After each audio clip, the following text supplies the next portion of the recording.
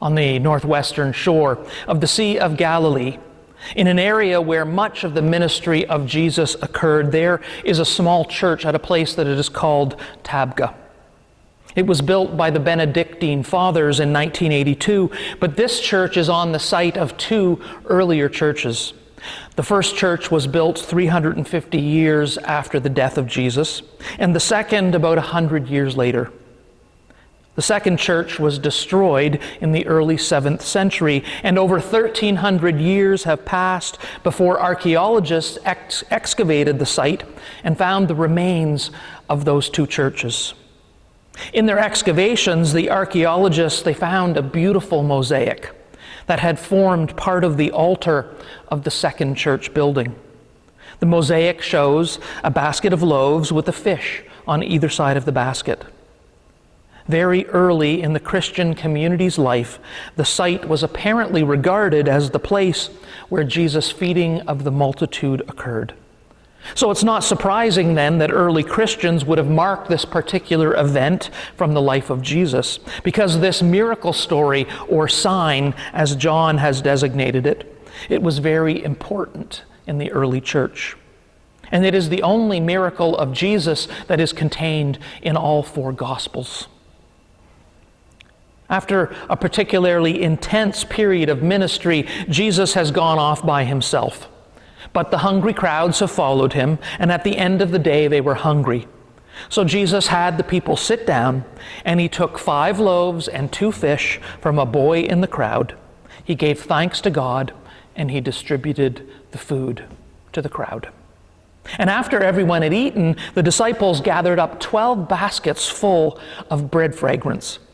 And the crowd, they were so excited and thrilled and overcome by this miracle that they wanted to make Jesus king. But he went off by himself. The text, it leaves an element of mystery in the story. It says only that the people ate what they wanted and were satisfied.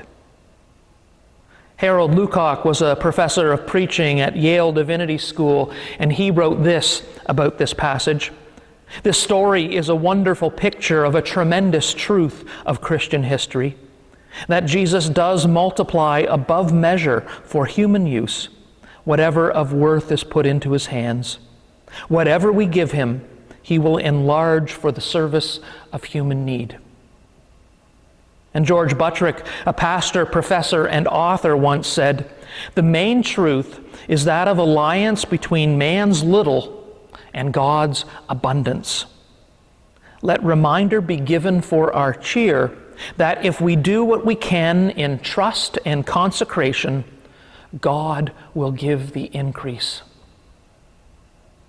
Is it enough to say that our task as disciples is simply to do what we can in trust and consecration and leave the increase to Christ?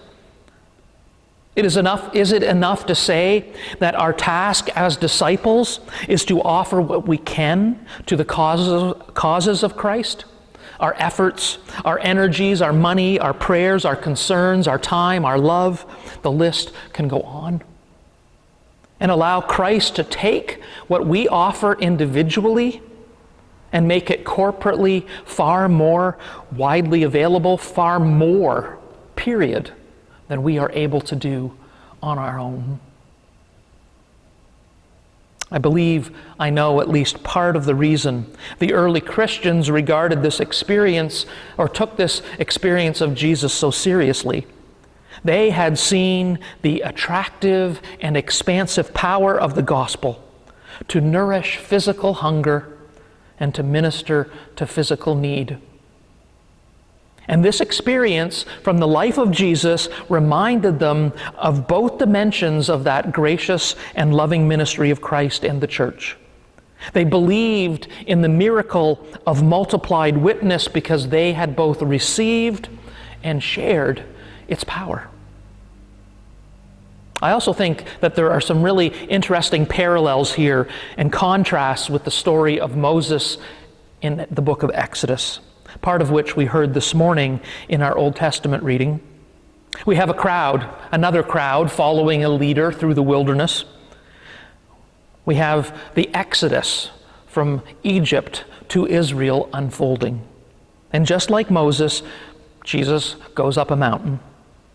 As in Exodus, God and God's will are about to be revealed.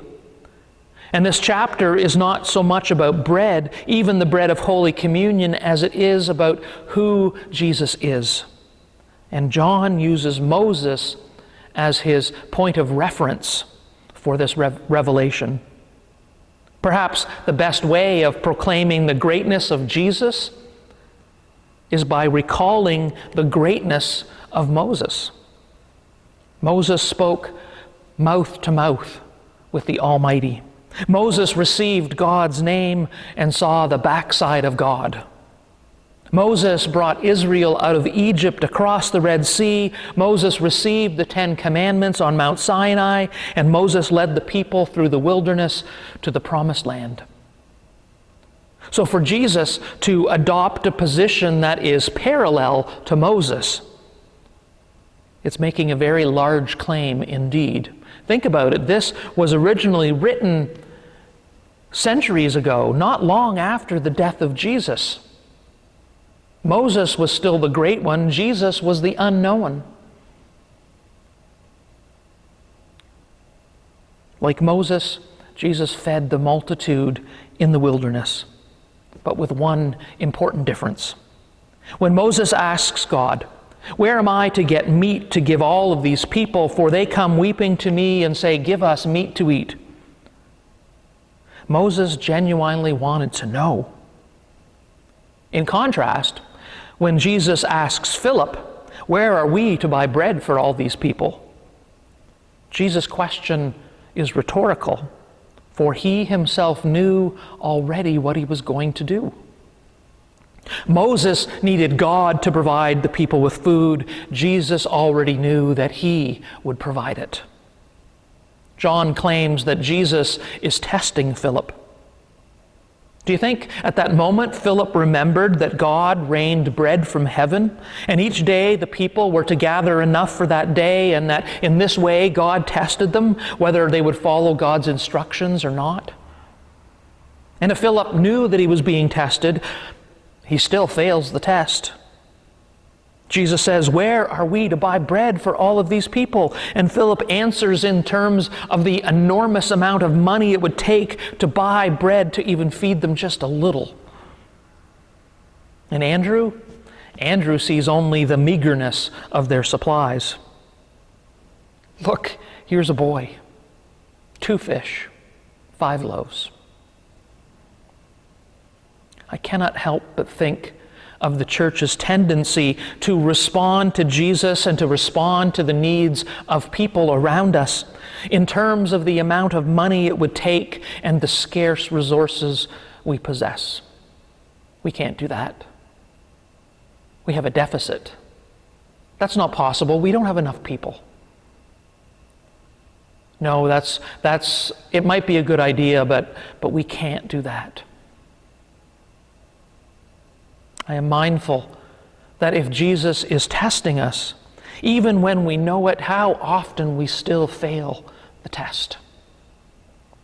And while budget deficits can be disheartening, while shrinking numbers can make us despondent, while it all seems so overwhelming, I can truthfully say that I have never heard of a congregation that was not struggling with money, not struggling with people, not having enough.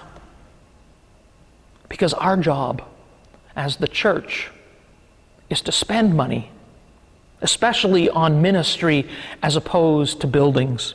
Because in doing so, we are feeding people. And that is what Jesus does. He feeds people. Too often we jump ahead from this passage. We begin talking about communion, but we're not yet talking about bread.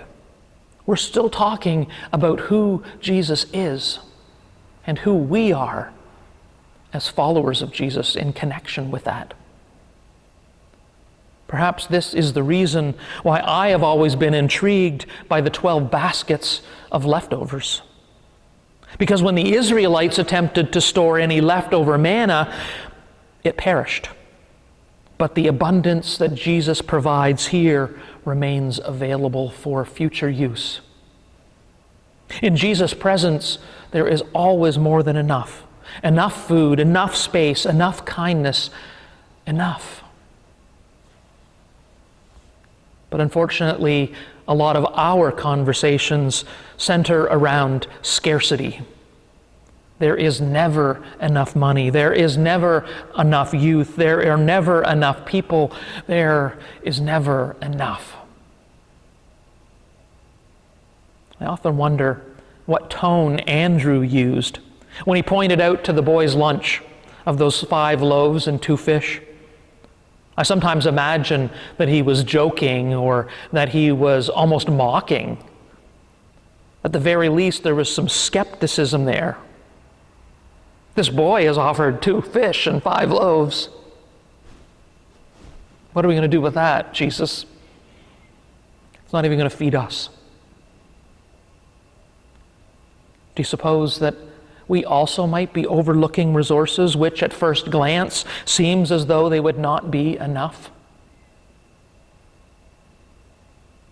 In a crowd of 5,000 plus, I wonder how many of them even recognized the miracle that was happening right before their eyes, instead of just taking the fish and the loaf and passing it along. For all their enjoyment of the simple and plentiful meal before them, they may have hardly noticed where it came from. And I imagine that this is also true of me sometimes. That I don't have the viewpoint, I don't have the perspective to recognize the gifts that are right in front of me. And I wonder how I might become more skilled, more aware at recognizing them, at seeing them, at more consciously receiving them, and more graciously celebrating those gifts, trusting that Jesus will multiply them and will put them to use according to the need at hand. I'll let you in on a little secret about ordained ministry. Perhaps it will encourage you in your own ministry of spreading the gospel or ministering to the need that you see around you. Here it is. Are you ready? As a minister, you always feel inadequate. You always feel that you're never quite ready, that you never know enough, that you do not have the right words to say. I rarely get nervous preaching on a Sunday morning anymore, but that is simply because Sunday comes every week. There's no stopping it. I only get up and do it and hope that the Spirit is present with me and with you. I do, however, get nervous every time I do a pastoral visit or a pastoral call. Every time I sit with a family that is grieving or I sit with a person that is suffering. I am nervous. I am scared. Do I have it in me? Is this time the time when words are going to fail me? Is this time the time when I am going to say or do the wrong thing? Is this the visit that all of my inadequacies as a minister will finally be revealed for the world to see? But I keep going. I keep making those calls. I keep doing those visits. I keep sitting with people in crisis. Because I realize I am no different than Andrew or Philip or Peter. I'm no different than any of the disciples. I always want to have everything. The confidence, the knowledge, the gifts, the resources. I want to have everything in place before I even start. But the truth is actually this. I am a have-not. I don't have enough bread to feed everyone. I don't have enough knowledge to teach everyone. I don't have enough gifts, and I don't have enough time. And I certainly don't have enough confidence to pull it all off. But I do have faith. I have faith that God has worked miracles since the dawn of creation. I have faith that God has worked miracles in and through people just like me since the dawn of creation. And I have faith that God has already worked through me in the past. And faith that God will continue to work through me in the present and in the future. and that is enough. Amen. Our hymn, 689, Simply Trusting Every Day, by Mary Ann McVicker.